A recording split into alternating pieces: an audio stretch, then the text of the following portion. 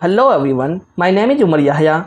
आज हम डिस्कस करेंगे सीटेट पेपर 1 सीडीपी का 2024 में पूछे गए सभी सवालात को और हम डिटेल एनालिसिस करेंगे कि कौन से टॉपिक से क्वेश्चंस पूछे जा रहे हैं, ताकि इन 15 डेज में अगर आपने कुछ भी नहीं पढ़ा है तो सिर्फ ये सीरीज फॉलो कर जो सीरीज मैंने आज शुरू की है, जिसमें हम 15 वीडियोज़ लेके आएंगे।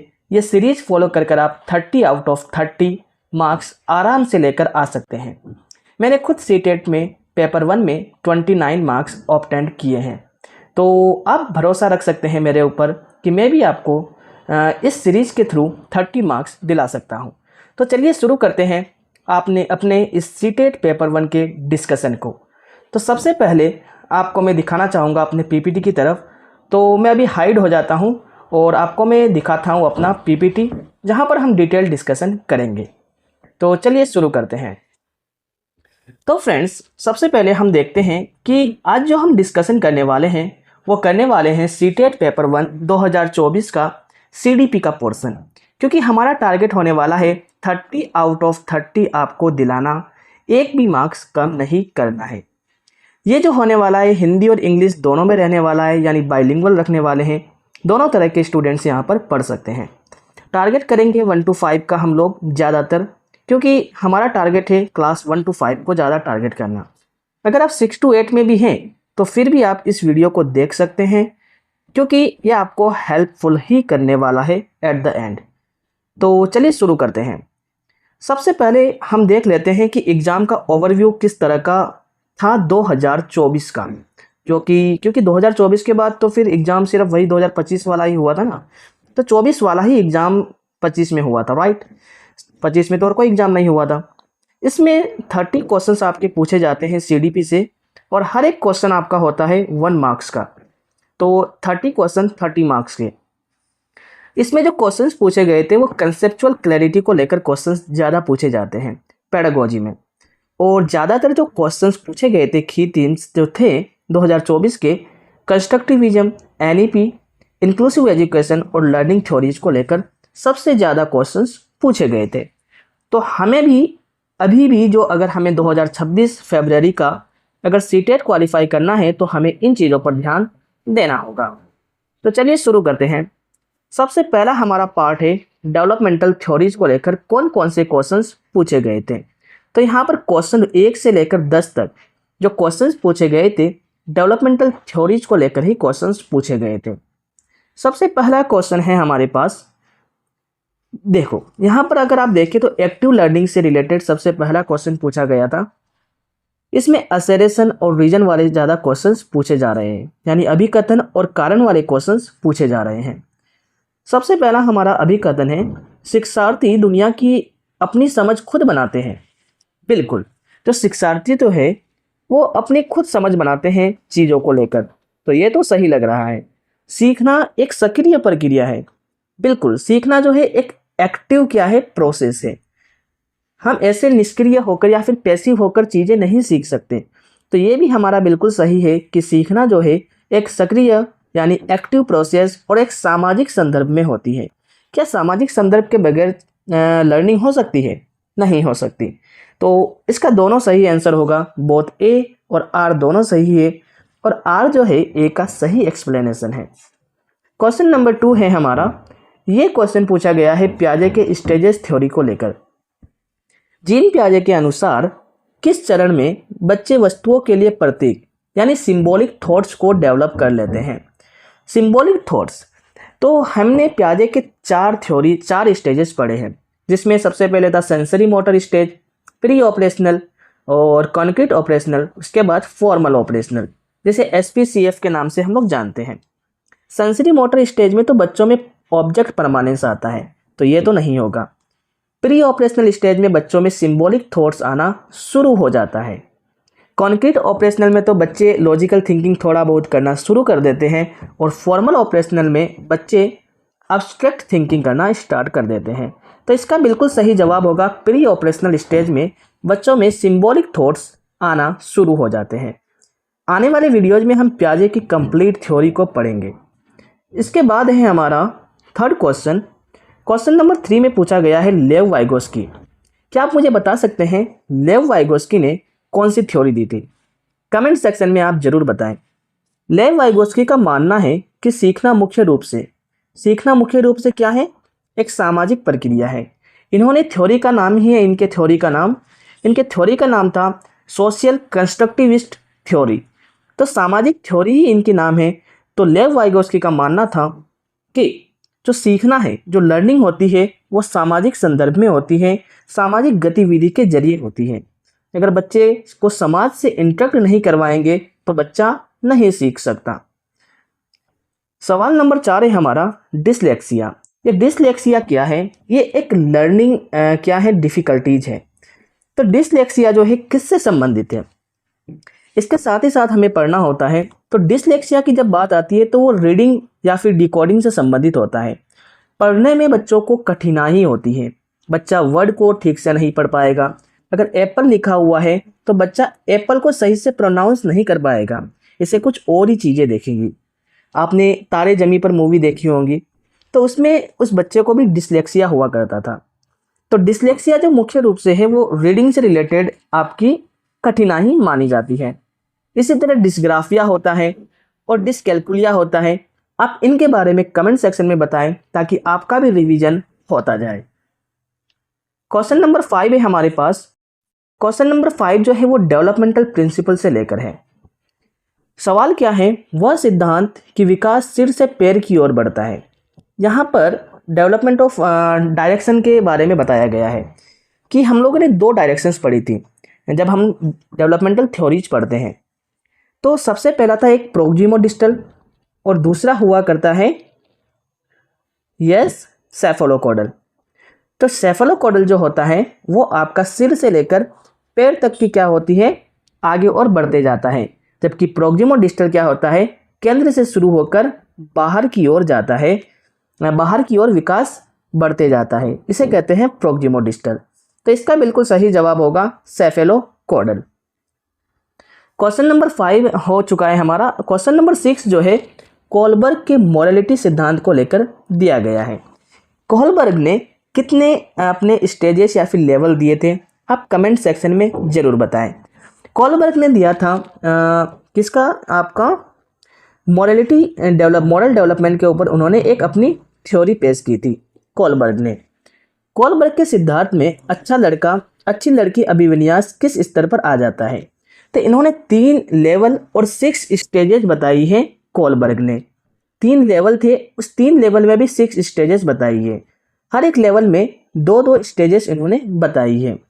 तो कोलबर्ग का जो अच्छा लड़का अच्छी लड़की जो अभिविन्यास है, ये कॉन्वेंशनल स्टेज में आता है।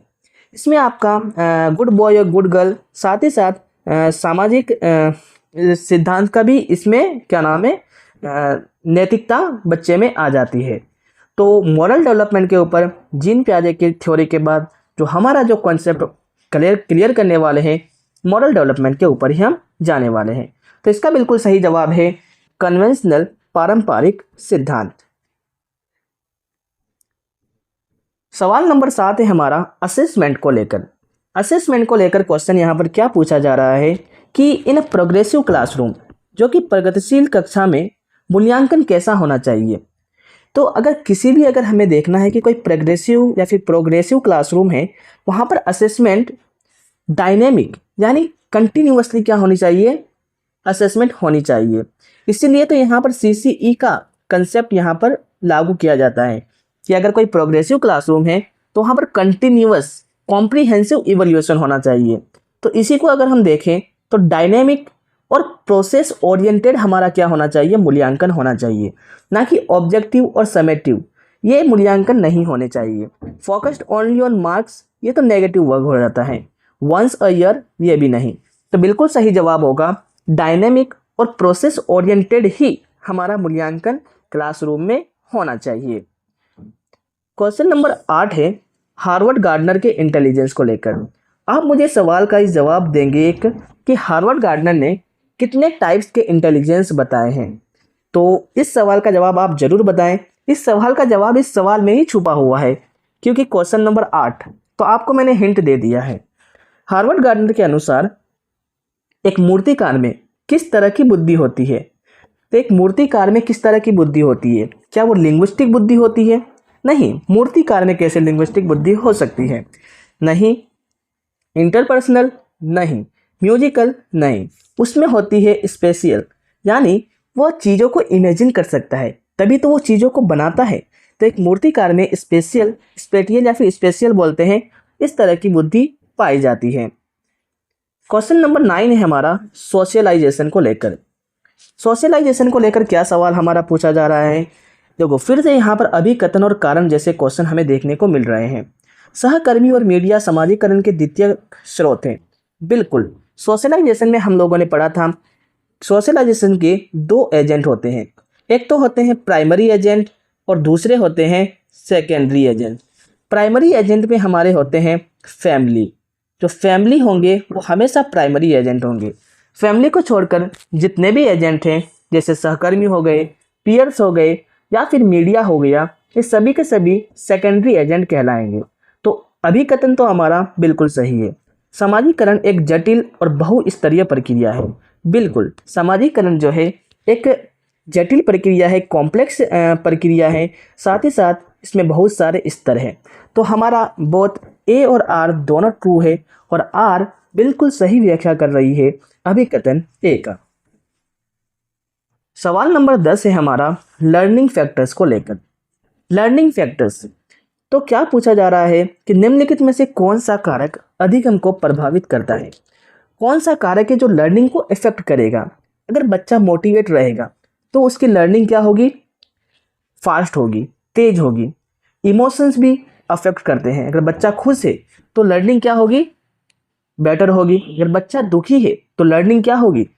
अगर बच्चा खुश है, स्माइलिंग है, स्माइल कर रहा है, खुशी खुशी सीख रहा है, तो वो ज़्यादा सीखेगा एज कम्पेयर टू अगर कोई लड़का दुखी है ना। सोशल कॉन्टेक्स्ट भी अधिगम को प्रभावित करता है। तो इसमें तीनों के तीनों क्या होंगे? सही होंगे। तो बिल्कुल सही जवाब होगा तीनों। मोटिवेशन, इमोशंस और सोशल कॉन्टेक्स्ट सभी लर्निंग फैक्टर्स माने जाते हैं और लर्निंग को अफेक्ट करते हैं। चलते हैं सवाल नंबर 11 की ओर। अब देखो, हमारा पार्ट 2 है इंक्लूजन और पेडागोजी को लेकर। इसमें 11 से लेकर जो 20 क्वेश्चन पूछे गए थे वो पूछे गए थे इंक्लूजन और पेडागोजी को लेकर। तो देखते हैं सवाल नंबर 11 में क्या पूछा गया है। सवाल नंबर 11 है प्याजे का जो एडेप्टेशन को लेकर पूछा गया सवाल है। प्याजे की मौजूदा स्कीमा में नई जानकारी को फिट करने की प्रक्रिया, इसे क्या कहते हैं? इसे कहते हैं एसिमिलेशन।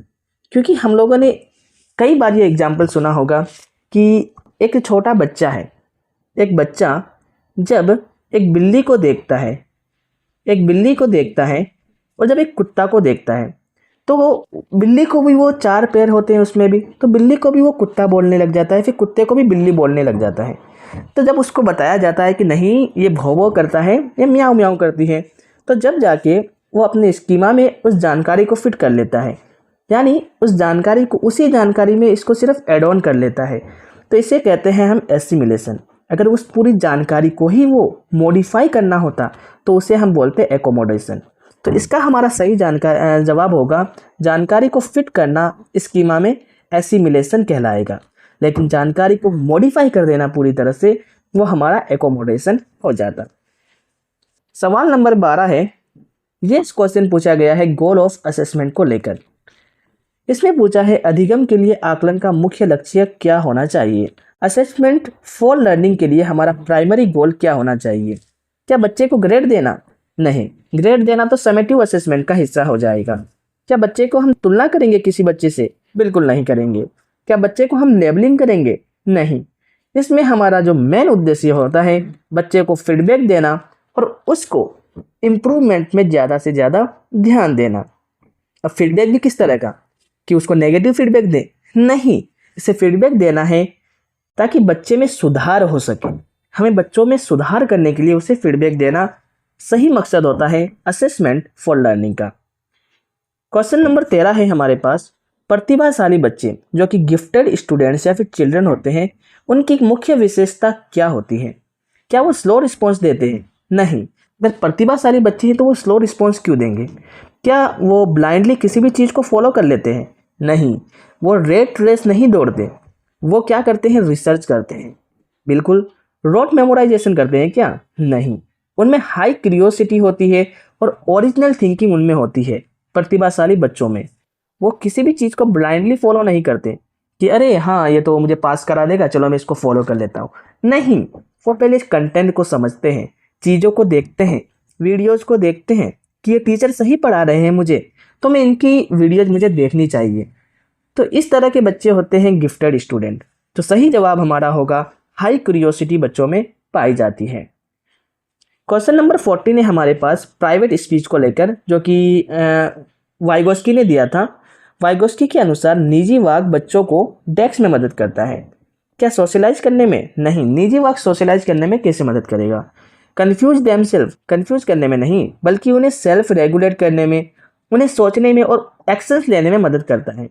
कभी कभी हम भी निजी वॉक करते हैं, प्राइवेट स्पीच करते हैं कि हमें ये काम करना चाहिए, वो करना चाहिए, दिमाग में सोचते रहते हैं। तो वही होता है निजी वाक, जो हमें अपने आप को रेगुलेट करने में मदद करता है। क्वेश्चन नंबर 15 है हमारा। क्वेश्चन नंबर 15 है मॉरल डोमेन को लेकर।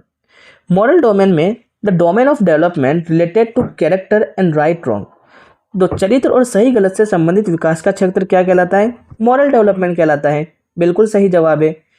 जब हम सही गलत में पहचान कर पाएं तभी तो हमारे अंदर नैतिकता की विकास होता है, तभी तो उसी ही तो बोलते हैं कि नैतिकता डेवलप्ड हो चुकी है इनके अंदर, यानी ये सही और गलत के बीच में फर्क कर पा रहे हैं।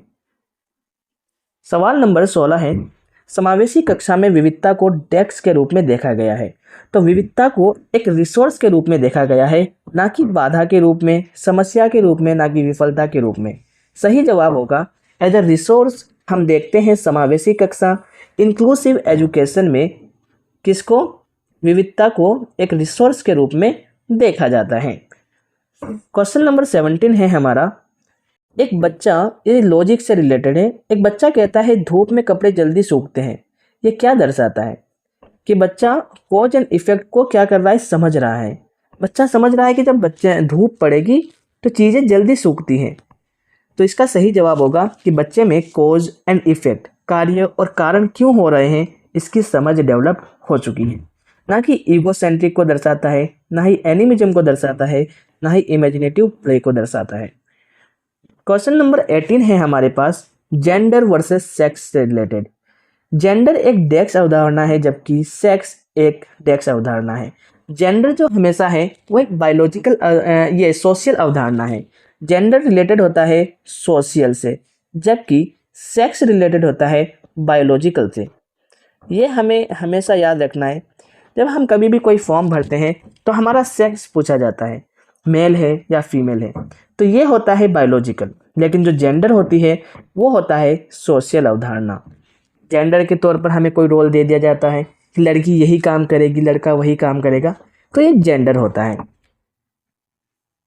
क्वेश्चन नंबर 19 है क्रिटिकल थिंकिंग को लेकर। Critical thinking involve, critical thinking में क्या क्या शामिल है? क्रिटिकल थिंकिंग जब कोई बच्चा करेगा तो वो चीज़ों को एनालाइज करेगा, उसका इवेल्युएशन करेगा। तो बिल्कुल सही जवाब है ए, ना कि रोट मेमोराइजेशन करेगा। जो क्रिटिकल थिंकर होते हैं वो कभी भी रट्टा नहीं मारते, ना ही पैसिव लर्निंग करते हैं या फिर पैसिव इमिटेशन करते हैं, आंखें बंद करके ब्लाइंडली फॉलो किए जा रहे हैं, नहीं। ना ही ब्लाइंड एक्सेप्टेंस करते हैं, वो तो करते हैं एनालाइज करते हैं और इवेल्युएशन करते हैं। तो बिल्कुल सही जवाब होगा हमारा ऑप्शन ए। क्वेश्चन नंबर 20 है जेपीडी को लेकर। जेडपीडी ये दिया है वाइगोस्की ने। वाइगोस्की का हमें थ्योरी पढ़ना ही होगा, काफ़ी इम्पोर्टेंट है। तो इसको जब हम पढ़ेंगे तो आपको बताऊंगा जेडपीडी के बारे में, प्राइवेट स्पीच के बारे में। तो जेडपीडी का मतलब होता है zone of proximal development. Zone of proximal development ये जो होता है, क्या होता है, किसका प्रतिनिधित्व करती है? Task child can not do, नहीं, ये नहीं होता। जेडपीडी जो होता है वो होता है कि बच्चा उस टास्क को कर सकता है लेकिन उसे किसी बड़े की थोड़ी सी हेल्प चाहिए। तो हमारा सही जवाब होगा task child can do with guidance. अगर उसे थोड़ी सी गाइडेंस मिल जाए तो वो उस काम को कर सकता है। यहीं पर तो टीचर का भी यही काम होता है कि वो आपको सही गाइडेंस देता है और आप किसी भी एग्ज़ाम को क्लियर कर पाते हैं। तो इसका बिल्कुल सही जवाब होगा task child can do with guidance. तो जेड का बिल्कुल सही जवाब है। वाइगोस्की का थ्योरी हम कोहलबर्ग के थ्योरी के जस्ट बाद लेके आएंगे। अब चलते हैं हम अपने तीसरे पार्ट की तरफ। पार्ट 3 में किस तरह के क्वेश्चंस पूछे गए हैं। पार्ट 3 में क्वेश्चंस पूछे गए हैं लर्निंग और मोटिवेशन से रिलेटेड। क्वेश्चन 21 से लेकर 30 तक इस तरह के क्वेश्चंस पूछे गए हैं। तो चलिए देखते हैं पहला क्वेश्चन। 21 में है विकास डेस्क के बीच अंतःक्रिया का परिणाम है। तो डेवलपमेंट जो होता है वो हेरिडिटी और एनवायरनमेंट के बीच उन दोनों का प्रोडक्ट कहलाता है। क्वेश्चन ये भी पूछा जाता है कि डेवलपमेंट इक्वल्स टू क्या होता है, हेरिडिटी प्लस इन्वायरमेंट होता है क्या? नहीं, हेरिडिटी प्लस इन्वायरमेंट नहीं, हेरिडिटी मल्टीप्लाई इन्वायरमेंट हमारा होता है डेवलपमेंट। तो इसका बिल्कुल सही जवाब होगा विकास जो होता है हेरिडिटी और एनवायरमेंट के बीच अंतःक्रिया का परिणाम है। ना ही सिर्फ हेरिडिटी से विकास होगा, ना ही बच्चों के सिर्फ इन्वायरमेंट दे देने से उसका विकास होगा। इन दोनों के प्रोडक्ट को ही बच्चों में विकास में मदद करेगा। क्वेश्चन नंबर 20 है हमारे पास। Early childhood spans from. Early childhood की जो अवधि होती है, प्रारंभिक बाल्यावस्था की जो अवधि होती है वो कब तक होती है? 0 से 2 साल, ये तो आपका इन्फेंसी स्टेज हो गया। 2 से 6 साल जो होता है वो आपका प्रारंभिक बाल्यावस्था की स्टेज कहलाती है। 6 से 12 साल कहलाता है आपका लेटर चाइल्डहुड और 12 से 18 साल कहलाता है आपका एडोलेसेंस। तो इसका सही जवाब होने वाला है 2 से लेकर 6 साल तक के बच्चों को बोलते हैं अर्ली चाइल्डहुड। इसको बोलते हैं हम बर्थ से लेकर 2 साल तक बोलते हैं इसे हम इन्फेंसी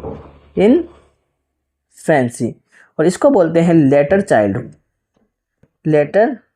चाइल्डहुड। ओके, चलिए अगला सवाल है हमारा प्याजे के स्कीमा को लेकर। प्याजे के अनुसार स्कीमा 1 क्या है? ऑर्गेनाइज पैकेट ऑफ इंफॉर्मेशन है। स्कीमा जो होती हैं छोटे छोटे पैकेट्स होते हैं इंफॉर्मेशन के हमारे ब्रेन में, तो इसी को कहा जाता है स्कीमा। ये हमारा ब्रेन है, इसमें छोटे छोटे पैकेट्स होते हैं। तो प्याजे के अनुसार स्कीमा जो है ऑर्गेनाइज पैकेट्स ऑफ इंफॉर्मेशन होते हैं हमारे ब्रेन में। क्वेश्चन नंबर 24 है रोल ऑफ टीचर को लेकर। रचनावादी ढांचे में शिक्षक की भूमिका क्या होती है? तो फैसिलिटेटर की होती है। काफ़ी आसान जवाब है इसका कि कंस्ट्रक्टिविस्ट क्लासरूम में एक जो बच्चे की या फिर एक टीचर की जो भूमिका होगी वो एज ए सुगम करता, एज ए फैसिलिटेटर होगी, ना कि डायरेक्टर, ना कि पैसिव ऑब्जर्वर, ना कि लेक्चरार की, बल्कि होगा तो फैसिलिटेटर होगा। क्वेश्चन नंबर 25 है फिलोसॉफी ऑफ इंक्लूजन। समावेशी शिक्षा का मानना है कि हमें डेस्क के अनुसार बदलना चाहिए। तो समावेशी शिक्षा में जो है कहा जाता है कि सिस्टम को है ना बच्चे के अनुसार बदलना है हमें, ना कि बच्चे को सिस्टम के अनुसार। तो बिल्कुल सही जवाब होगा सिस्टम को हमें बदलना है बच्चे के अनुसार, समावेशी क्लासरूम में, इंक्लूसिव क्लासरूम में, ना कि बच्चे को सिस्टम के अनुसार। बिल्कुल सही जवाब ऑप्शन 2 होगा। क्वेश्चन नंबर 26 है मोटिवेशन और एग्जाम्पल्स को लेकर। निम्नलिखित में से कौन सा आंतरिक अभिप्रेरणा का उदाहरण है? तो आंतरिक प्रेरणा क्या होती है? बच्चे के अंदर से, बच्चा खुद से करता है। क्या रीडिंग फॉर प्राइज तो आपका बाहरी प्रेरणा हो गई, ये नहीं होगा। रीडिंग टू अवॉइड पनिशमेंट से बचने के लिए हम पढ़ रहे हैं, ये तो बाहरी प्रेरणा हो गई, है ना। रीडिंग फॉर प्रेज, किसी से प्रशंसा लेने के लिए हम पढ़ाई कर रहे हैं, नहीं। रीडिंग फॉर पर्सनल इंटरेस्ट, क्योंकि उसको मज़ा आ रहा है, उसको ये पसंद है करना, इसलिए वो पढ़ाई कर रहा है। तो ये होती है आंतरिक अभिप्रेरणा, इंट्रिंसिक मोटिवेशन। क्वेश्चन नंबर 27 है स्कैफोल्डिंग को लेकर। स्कैफोल्डिंग भी आपका वाइगोस्की के ही एक सिद्धांत का ही पार्ट है। इसको हम जानेंगे वाइगोस्की की थ्योरी में, कंप्लीट डिटेल जानेंगे। अभी हम जल्दी क्वेश्चंस पर ध्यान देते हैं। सीखने के दौरान बच्चे को दी जाने वाली अस्थायी सहायता क्या कहलाती है? तो बच्चे के जब सीखते हैं, जब उसे हम थोड़े से हिंट देते हैं, वही आपका स्कैफोल्डिंग कहलाता है। जैसे अगर आपको मैं पढ़ा रहा हूँ 2 + 3 कितने होते हैं? 5 होते हैं, आपको पता है, लेकिन बच्चा नहीं कर पा रहा है, तो हम उसे थोड़ी सी हेल्प दे रहे हैं कि अच्छा 2 के पास आप 3 उंगली निकालो, उसके बाद काउंट करो। तो इस तरह से जब हम बच्चों को थोड़ा हिंट देते हैं तो वही कहलाता है स्कैफोल्डिंग, और फिर बच्चा आंसर तक पहुंच जाता है। क्वेश्चन नंबर 28 है एरर्स को लेकर। सीखने के दौरान बच्चे द्वारा की जाने वाली त्रुटियां। तो बच्चे जो गलती करते हैं, त्रुटियां करते हैं, आप उसे किस तरह देखेंगे? क्या वो साइन ऑफ फेलियर है? नहीं। क्या रिजल्ट ऑफ लेजीनेस? नहीं। To be strictly punished? क्या जब बच्चे गलत करें, तो गलतियां करें तो उसे हम मारें, तो बच्चा और कभी सीखने के लिए आएगा नहीं अगर हम उसे पनिश करेंगे तो। ये बिल्कुल सही जवाब होगा, part of a learning and window into thinking. मतलब बच्चे के सीखने का एक वो हिस्सा है, और वो उसे बता रहा है कि, और उसे नए आइडियाज दे रहे हैं सोचने के, कि मुझे क्या नहीं करना चाहिए कि ये गलतियां मुझसे ना हो। तो सीखना लर्निंग का ही एक हिस्सा है। क्वेश्चन नंबर 29 है इंटेलिजेंस थ्योरी को लेकर। हार्वर्ड गार्डनर का सिद्धांत क्या था? तो हार्वर्ड गार्डनर ने दिया था मल्टीपल इंटेलिजेंस थ्योरी, जिसमें उन्होंने 8 तरह के क्या बताए हैं? इंटेलिजेंस बताए हैं। आप इन सभी 8 तरह के इंटेलिजेंस के नाम कमेंट सेक्शन में जरूर लिखें। क्वेश्चन लास्ट है हमारा 30वां क्वेश्चन कल्चरल टूल्स को लेकर। वाइगोस्की के अनुसार भाषा एक महत्वपूर्ण है। भाषा किस में महत्वपूर्ण है? बायोलॉजिकल ऑर्गन के रूप में? नहीं है। Individual reflex, static trait, cultural tool है। महत्वपूर्ण एक कल्चरल टूल है वाइगोस्की के अनुसार भाषा। तो ये थे हमारे 30 क्वेश्चंस जो हम लोगों ने 2024 में जो पूछे गए थे, और आपको भी इजी क्वेश्चंस लगे होंगे शायद अगर आपने पढ़ा है, क्योंकि हम थ्योरी तो अब करेंगे ही। हमें पता चल चुका है कि क्वेश्चंस कहाँ से पूछे जा रहे हैं। तो सबसे ज़्यादा क्वेश्चंस पूछे जा रहे हैं थ्योरीज को लेकर। इसमें भी 3 थ्योरी ज़्यादा इंपॉर्टेंट है, प्याजे की थ्योरी प्लस कोहलबर्ग की थ्योरी प्लस वाइगोस्की की थ्योरी। ये 3 थ्योरी हमें अच्छे से रट लेनी है। पेडागोजी से क्वेश्चंस पूछे जा रहे हैं, समावेशी शिक्षा से क्वेश्चंस पूछे जा रहे हैं, और कुछ जो मोटिवेशन वगैरह से कुछ क्वेश्चंस पूछे जा रहे हैं। तो हम ज़्यादातर फोकस करेंगे थ्योरीज पर, उसके बाद कुछ पेडागोजी के कुछ रूल्स पर, और इंक्लूसिव एजुकेशन पर हम थोड़ा सा फोकस करने वाले हैं। उसके बाद जो हमें क्विक रिवीजन थोड़ा देख लेते हैं कि हमें पॉजिटिव अप्रोच रखना है, और वाइगोस्की के जो ZPD, scaffolding, social, language, collaboration, ये चीज़ें हमें याद रखनी है वाइगोस्की से रिलेटेड। प्याजे के कीवर्ड क्या है? Schema, stages, cognitive maturation, individual explanation. NEP 2020 conceptual understanding पर ध्यान देता है, रोट मेमोराइजेशन को मना करता है। Inclusion, every child has the right to learn together in a supportive environment. ये हमें सिर्फ याद रखना है। तो ये थी हमारी कंप्लीट पीपीटी, आज हम लोगों ने कंप्लीट किया। तो अगले वीडियो में हम देखेंगे 1 बाय 1 सभी थ्योरीज को। तो अगले वीडियो में हम देखेंगे प्याजे की थ्योरी। तो आप लोग चैनल को सब्सक्राइब करके रख लें, और आप मुझे एक बार मौका दें कि मैं कैसे आप लोगों को चीज़ें डिलीवर कर रहा हूँ। Thank you for watching, take care and bye bye.